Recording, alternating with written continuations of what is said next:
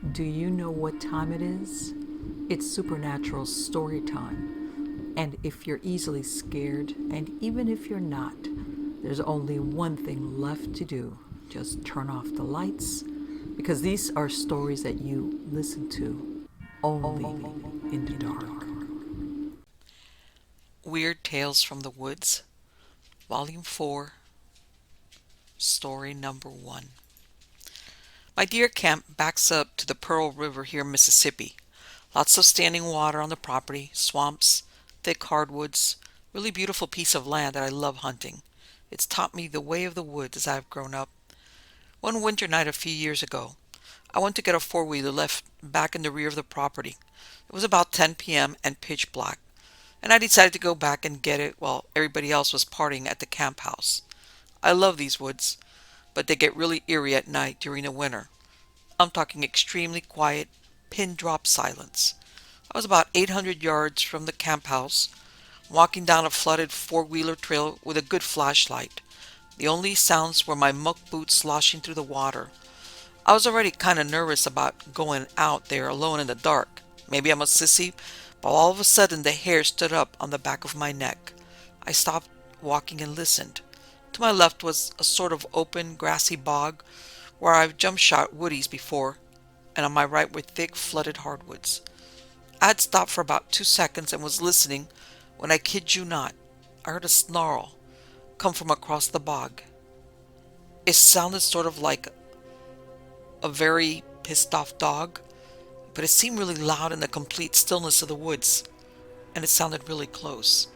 It sounded like something you'd hear out of a cheesy werewolf movie. I yelled a four-letter word and ran like hell through the water, sloshing mud all over my clothes, ran all the way back to the camp house. All I could say when I got back, muddy and out of breath, was, "Man, I heard something out there." They just thought I was being a baby, but nobody volunteered to go back with me. I definitely heard it, though.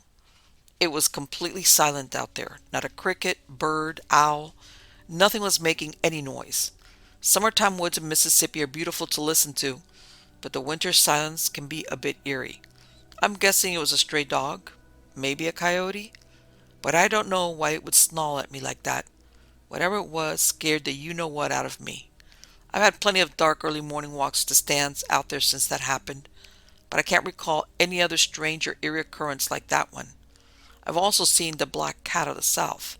I was on my old XR400, going wide open in a grassy agricultural field a mile or so behind my house.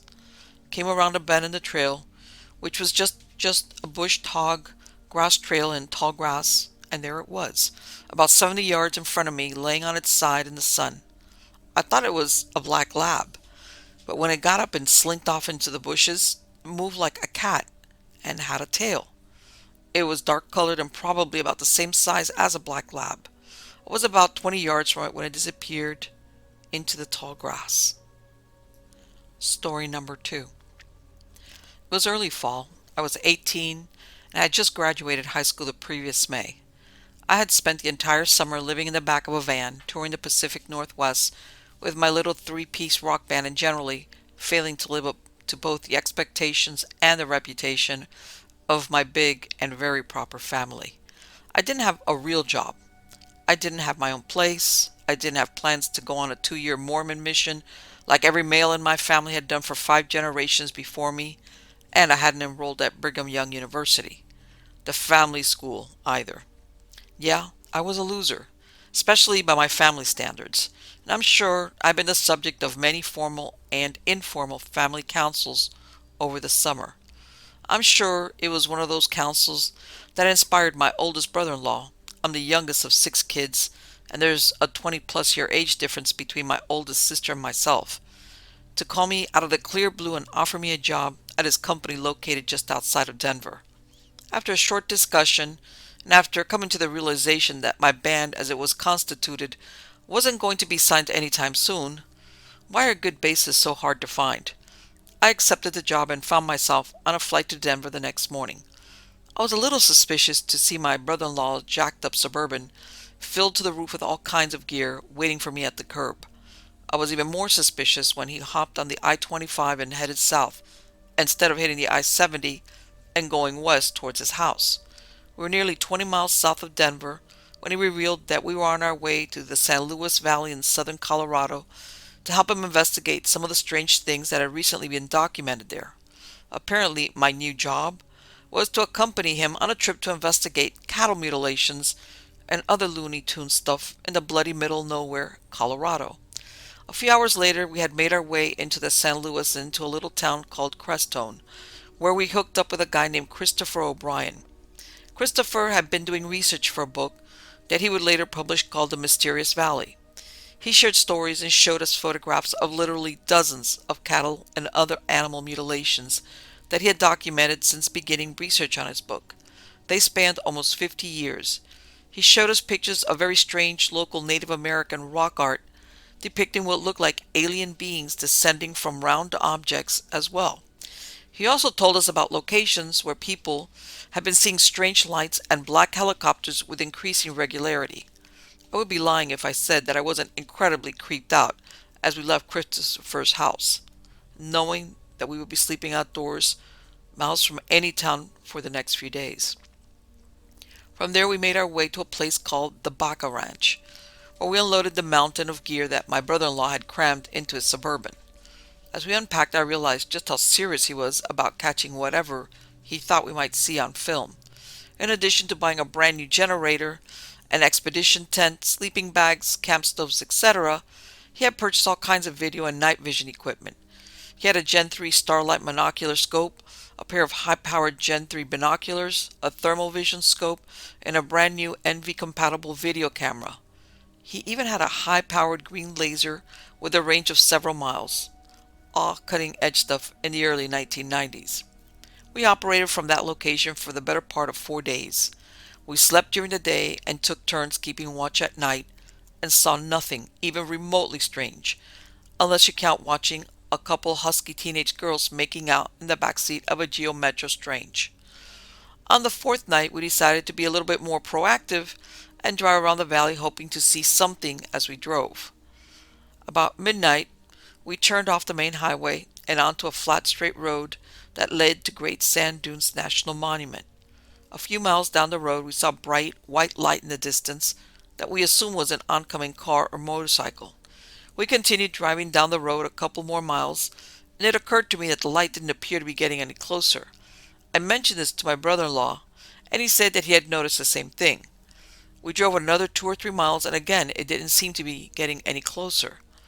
I theorized that the light was a reflection of our own headlights, that our own high beams were bouncing off the still warm asphalt a few miles down the road in front of us like a mirage. This would explain the consistent distance of the light in front of us. To test my theory, my brother-in-law pulled off the deserted highway and turned off his headlights. No dice. The light was still there.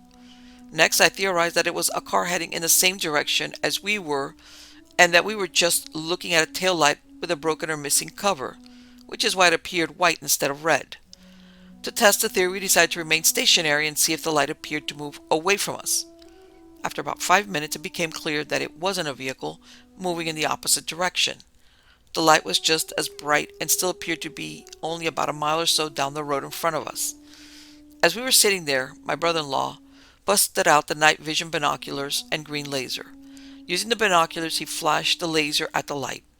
He did this 3 different times. On the third attempt, the light flashed us back. The light was so bright it temporarily blinded us. I still have a little black spot on the back of my retina. I see it every time I blink. And it started moving towards us at insane speeds.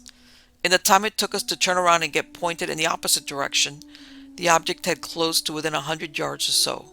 My brother-in-law quickly reached the maximum speed of the Suburban as we tried to shake whatever was following us. It continued to follow us for a couple of miles and then simply disappeared.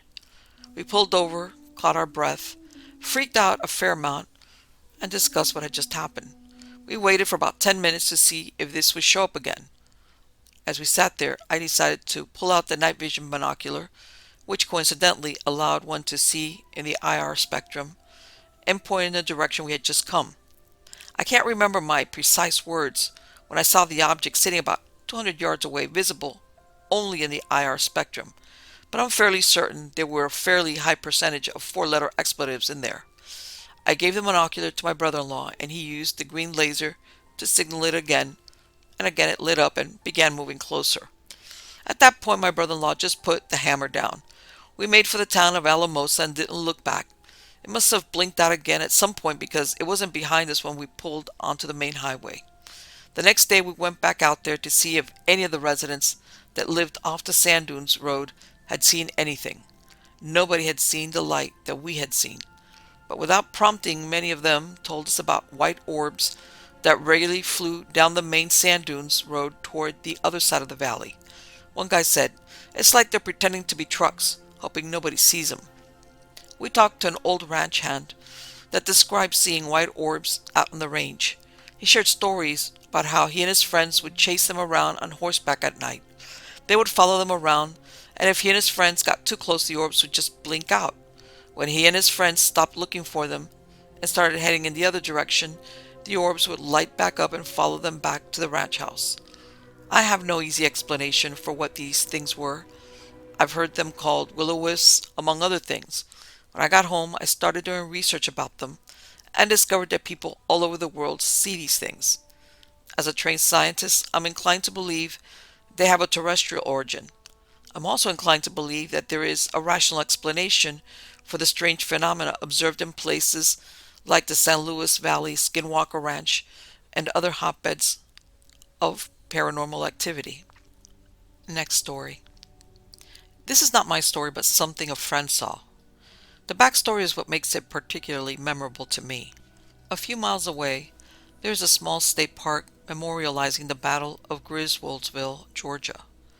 A friend lives over that way, and her husband had been out duck hunting all day with his father-in-law.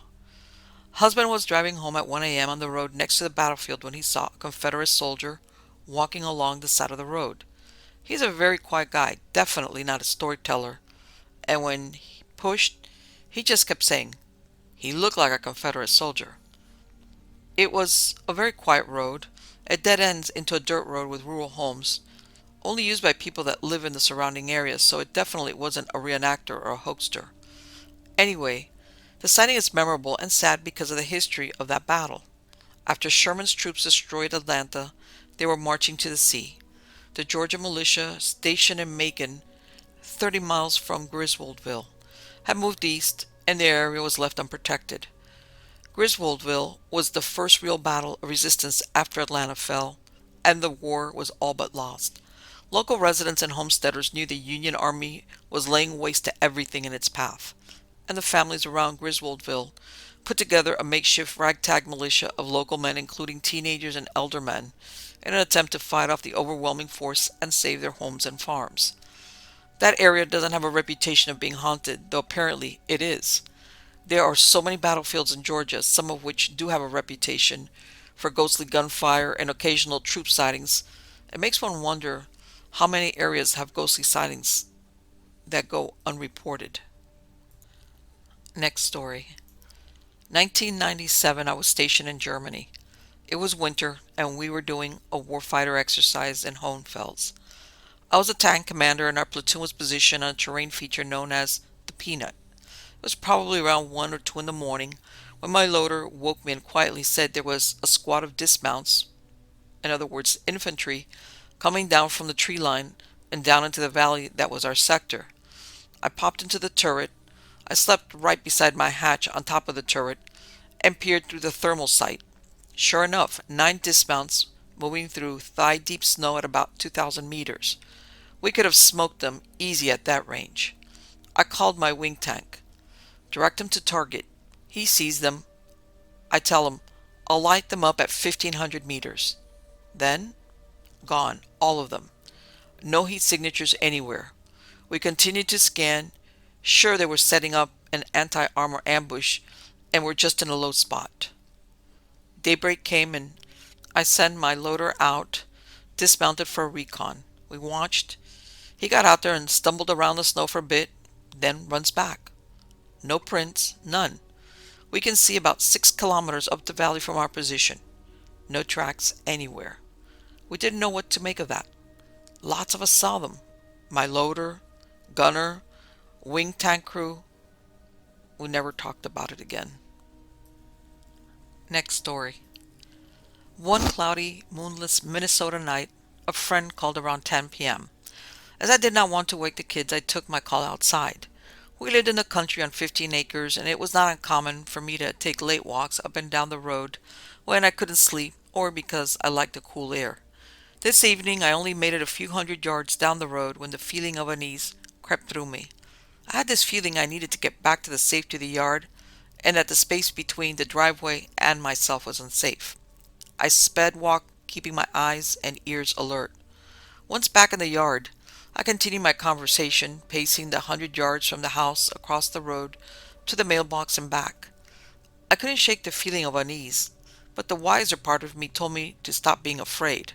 All wild animals that were in our area were more afraid of people than anything else. The only reason I could imagine anyone getting hurt by one was either by purposely bothering them, coming up on one by surprise, or getting between a mama bear and cubs. My talking would alert anything nearby that I was there, and I wasn't looking for trouble. So, what did I really have to worry about? I kept my walking against the feeling.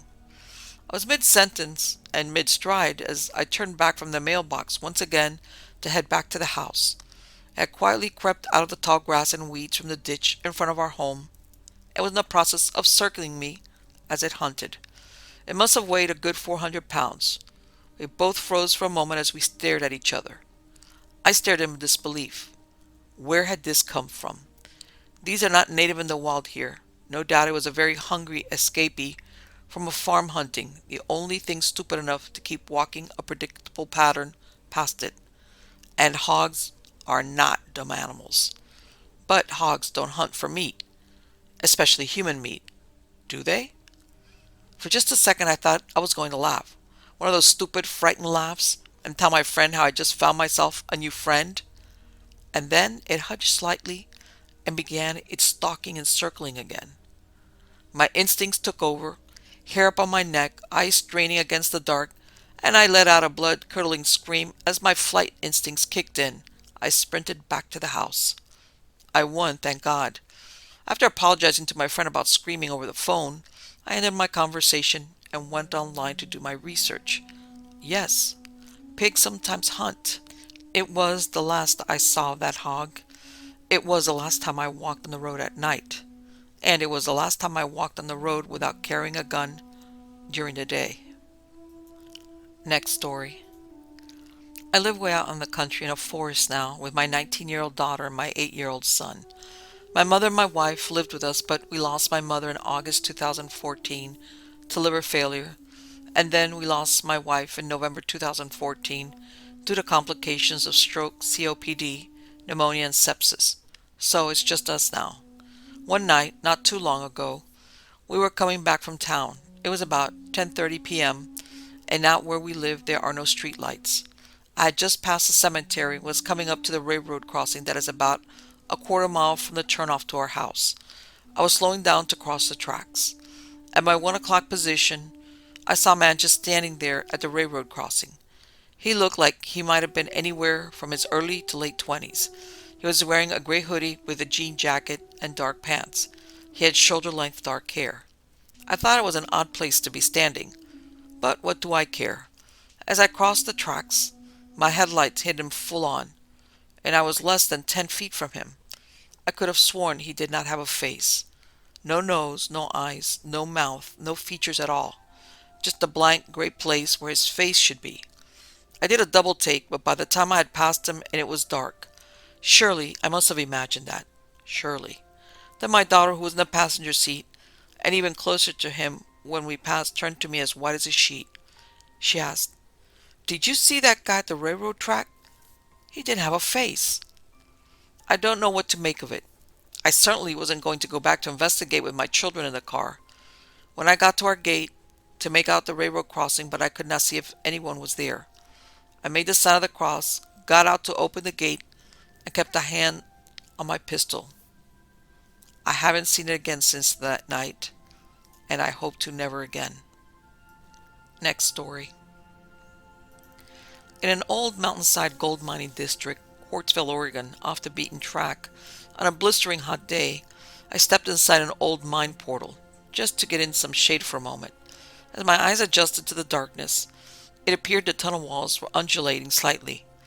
I reached in my vest pocket, got out my little mini flashlight, and clicked it on. Must have been 10 million crickets coating the walls and ceiling. That was a very creepy feeling. But here's another time I had an even more creepier feeling. This was near Murray, Idaho, and I noticed a set of what appeared to be 1 or 2 day old footprints in the mud going into an old mine tunnel, and not another set coming out. I'd seen a schematic of those mine workings and knew the mine tunnel was around 1,500 feet long to a vein structure and around another 1,000 feet of working and stopes along the vein. Also, I knew the workings did not hole through to the surface, so there was no natural airflow ventilation. Radioed into the sheriff's office for an underground search crew, which arrived about 2 hours later. Geared up and went in with them. I'm experienced in underground mine rescue. At 900 feet, an oxygen tester showed the air turned oxygen deficient. We got our masks on, checked tanks, and proceeded.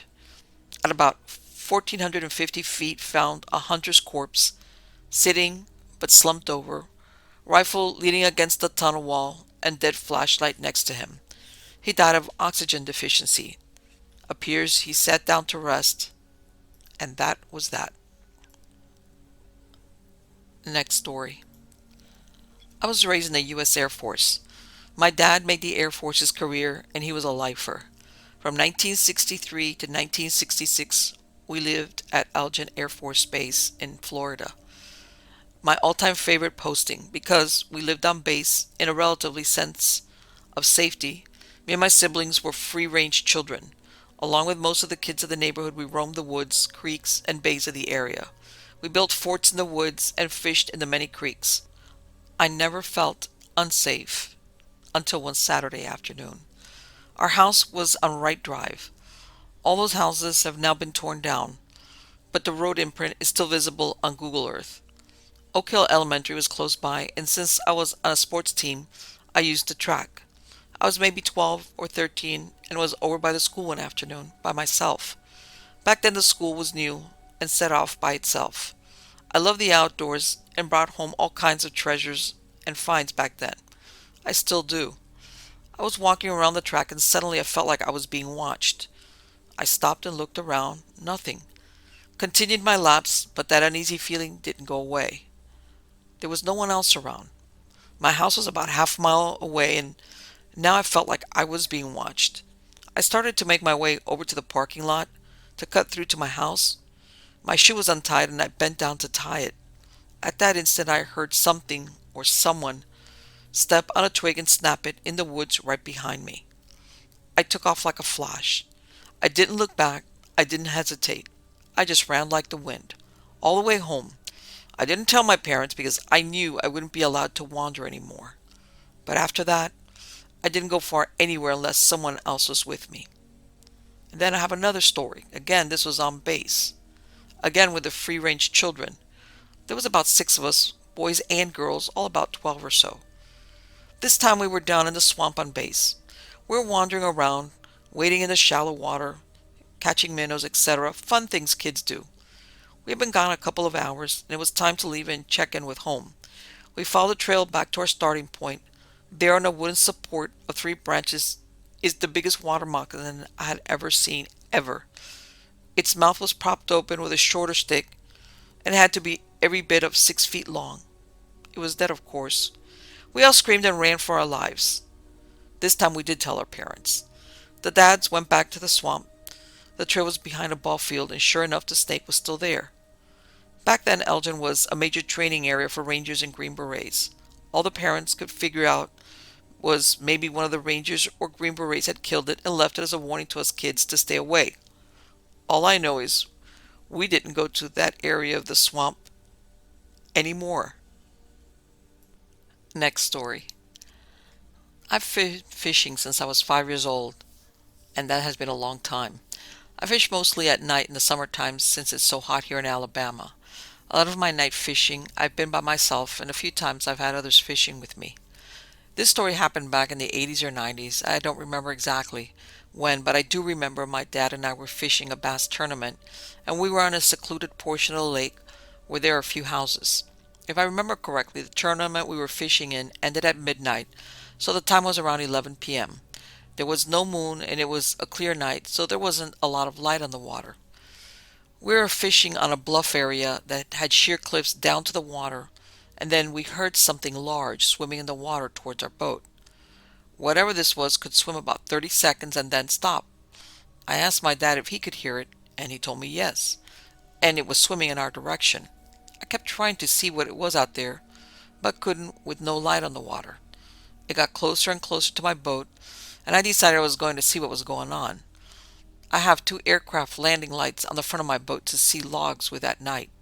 I turned the front of the boat in the direction of the swimmer with the trolling motor, and then got behind the wheel and hit that light switch. There was a man that looked in his 70s swimming in the middle of the lake. He hollered, "Easy on the light!" And so I asked if he was all right or if he needed help. He told us he was just having a late night swim. I'm not sure where he went to or where he came from, but swimming on a lake at night with 50 or 60 boats running around is not that wise. My dad and I both laughed about it afterwards, but it wasn't funny before we knew what was swimming up to our boat. Next story. This happened in Boulder, Utah. It was spring roundup. Grandpa and Dad and a couple of uncles were gathering the last of the cattle on the winter range. Us kids at school the next day, so we were dropped off at Grandpa's. We could catch the school bus at the neighbor's down the road house. I was only 13 or so. My two cousins were close to my age and my brother 4 years my junior. We were happy because we had no adult supervision until we got on the bus the next morning. We were going to sleep in a camp trailer in the driveway. Grandpa had only taken 2 of his 5 cow dogs, so we were trying to get the others to sleep with us. These are tough ranch dogs, 2 Catahulas and a blue heeler. We couldn't get them to settle down, so we finally put them outside so we could get some sleep. We were almost asleep when something hit the trailer hard, followed by furious barking and snarling from the dogs. For the next hour, something fought with the dogs and beat the snot out of the trailer. The sounds were like a pig, fox, and horse all mixed up. I've not heard anything like it since. We were terrified. All guns were in the houses. All we had were a few dull steak knives. Long story short, it finally left around midnight. The next morning, the first thing we did was look for tracks. But it rained after we fell asleep, so no joy. The adults thought we were just making it up to scare ourselves, but it wasn't like that at all. Later on, my dad's girlfriend told me something very similar happened to her under pretty much the same circumstances, but she never told anyone. The ground was frozen, so no tracks for her either. No tracks, no injuries to the dogs, no proof. I thought about it a lot, and it's a complete mystery to me still. Next story. Let me tell you guys what really gives me the creeps. This happened back in 2016, 2015. I was home from college during the summer, and the gardenia bushes in my parents' backyard were in full bloom. They're my favorite flower in the world, so I'm constantly going out and cutting some off the tree to get a fresh bouquet after one dies. I was cutting and enjoying the smell and looking for the best ones, but the whole time I'm not quite at ease, which is weird because it's just my backyard after all. We have semi-wooded backyard, but our neighborhood is still very suburban and the lots aren't really huge. My back was to the thickest part of the woods, the brush, and while I cut the flowers the whole time, I kept hearing lots of rustling and commotion of something snapping branches and moving palm fronds. I thought maybe a squirrel or a small critter was making the noise, and I just tried to tune it out. But I couldn't ignore this uneasy feeling, and I just gave up on finding the perfect flower.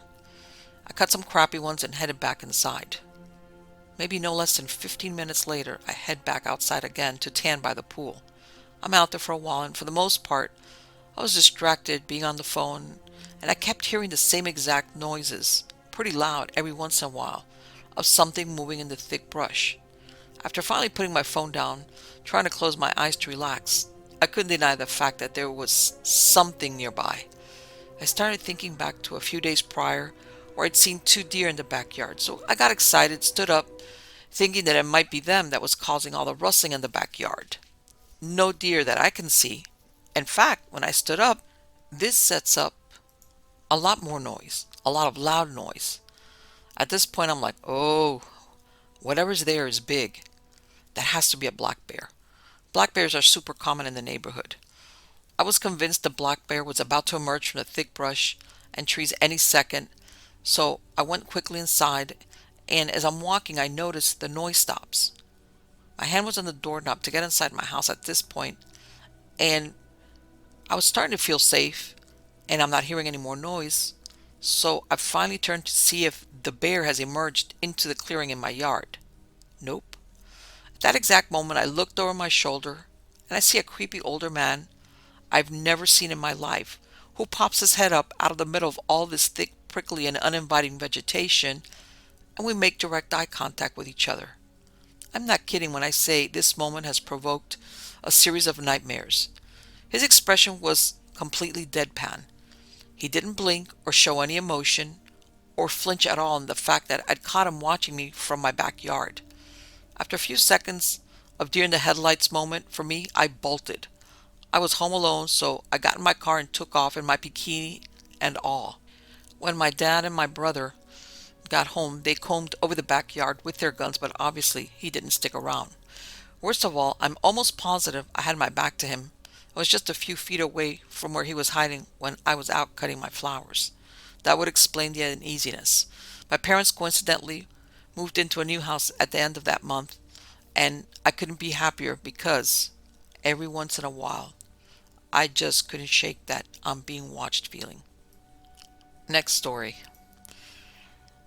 A few years ago, I was returning to the office from a job site. I was soaked in sweat, so I decided to stop and change clothes and eat my lunch. I pulled into a beach area and found a nice shaded mangrove alcove. With no one around, I stripped down all the way, including my underwear, and was about to redress. Then, all of a sudden, this guy popped out of the mangroves and walked up to my car. I covered myself up as best I could with my clean clothes. He pulled on my passenger door handle. My hand went to my gun, and I was ready for battle. Upon discovering the door was locked, he strutted to the front of the car and did a rather disturbing attempt at a seductive dance. He was very thin and scrappy and appeared very unhealthy.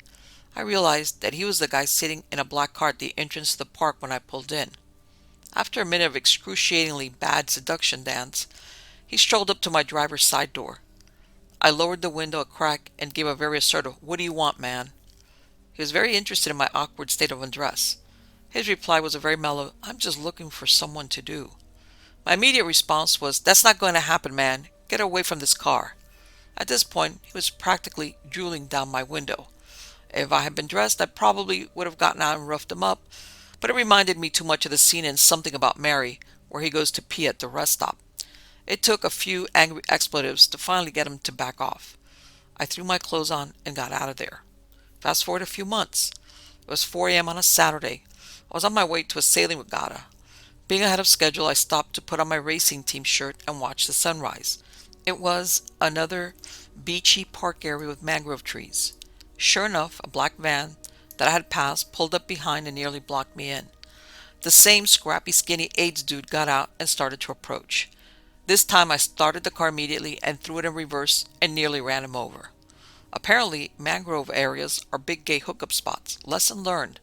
The joke from my friends became stay out of the mangroves anytime I would go anywhere. Next story. This happened to me in September, back in, like 2016, on a small salmon creek in Arkansas. This particular creek runs through the heart of the city, but its headwaters come from a national forest. The section of water I was fishing in is located near trailhead for mountain bikers and the like, but once you step off the trail, it's remote. I love this little creek, and I would jump in and wade downstream while casting beads for trout and dollies. This particular day was cold and rainy, and I had caught upwards of 20 fish while wading a couple of miles of water. Everything was great, like perfect, until I rounded a bend and came upon a large clearing situated around an oxbow and a huge beaver dam. As soon as I rounded that corner, that same spidey sense feeling everyone else describes began to set in. I yelled, "Hey, bear!" as was custom whenever things were a little too quiet as I scanned the area for movement, but there was none. The area I was in was National Geographic Special Level Beautiful. and the varied waters in this clearing made me drool, so I began fishing, trying to overcome the feeling of dread and flat-out terror which was overcoming me. After a couple of casts, I realized I was busier looking over my shoulder than watching my line, so I packed up and headed downstream. The sensation of fear lessened, but never left. So when I came across a footbridge a half mile or so later, I jumped on it to take the trail and return to my car. I had been on that trail for a while, still unable to shake the feeling of dread, when I heard a massive crashing through the trees and see a moose shoot out of the woods and across the trail about 20 yards in front of me. The thing was howling, and it was clear something was chasing it. Everything clicked, or so I thought, and I figured there's a bear in the area, and that's why I was feeling the fear. Well, that explanation actually made me feel a little better, as bears are generally easy to deal with in this particular season. I had many chances to gain experience in that realm, so I slowed my pace just a bit, and sure enough, I hear trees crashing from whatever's chasing the moose. I began my preparations, making myself seem as big as possible, holding my arms with my fly rod above my head, and yelling, "Hey bear," as loud as I could so it didn't startle when it hit the trail. There I am, puffed up and loud, and all of a sudden the largest bull moose I have ever seen in 30 years of living in Arkansas jumped on the trail, took one look at me, and sprinted directly at me. I was doing everything wrong for an encounter with a bull moose in September. This thing either wanted to fight or screw. Either way, I dove off the trail and into the trees as it ran after me, taking out little spruces as it went. This sucker was determined, and we danced in the trees for a good 10 minutes. Eventually, I found a stand of trees, grew close enough together that it would stand between us. It was there that we went round and round for minutes. I literally could have reached out and touched its rack as we spun round that stand of trees. Eventually, it made a direct attack, attempting to bowl through the trees, and got tangled up long enough for me to sprint away. I was in a dead sprint when I heard it hit the trail, its hooves stomping as it began running. He only went about 10 yards before stopping, thank God, because I was out of gas. I've always wondered if that fear was a premonition of things to come, or if there was a predator or something else causing that emotion and the moose just happened to come along. I learned several important lessons on that trip about being armed and buying proper waders. Cheap ones are impossible to run in. Then, about a month after I had that experience with the moose, I headed south to try and take some very late season monster bows from the Kenai. The main river hadn't been real productive, so we stopped at a smaller tributary on our way back home. There was a completely empty campground, and no one was near the river, so we had our pick of spots. I found a deep pool on a corner to do some chuck and duck, fly fishing in, and had just bushwhacked my way into a decent position when I heard the deepest, chest-rattling growl I have ever heard in my life. Instantly, that same terror I experienced a couple of weeks before struck. I turned around to see what it was and couldn't see a thing. As I stood there scanning the woods, I heard another shorter growl, one that reminded me more of a frustrated human than anything else. Still, I saw nothing. I was well armed, but instincts kicked in and I ran. I ran like a drunk college girl in Friday the 13th. I sprinted, yelling to my buddy who was fishing a different stretch of river as I ran up on him, "Let's go now!" I was a 300-pound power lifter at the time, so I imagine it was quite the sight. When we got to the truck, we sat and watched, scanning the area for at least 30 minutes, hoping to see whatever it was that turned me into a little girl come out, but never did see a thing. I've never told anyone this before, but I know it wasn't a bear. I don't know what it was, as I never saw a thing, but that growl did not come from a bear. I do confess my nerves were shot at that point after the moose incident, and I've had several run-ins with bears over that season, but that fear in both encounters was almost unnatural. I felt something I've never felt before or since, and believe me, I've been in some shit.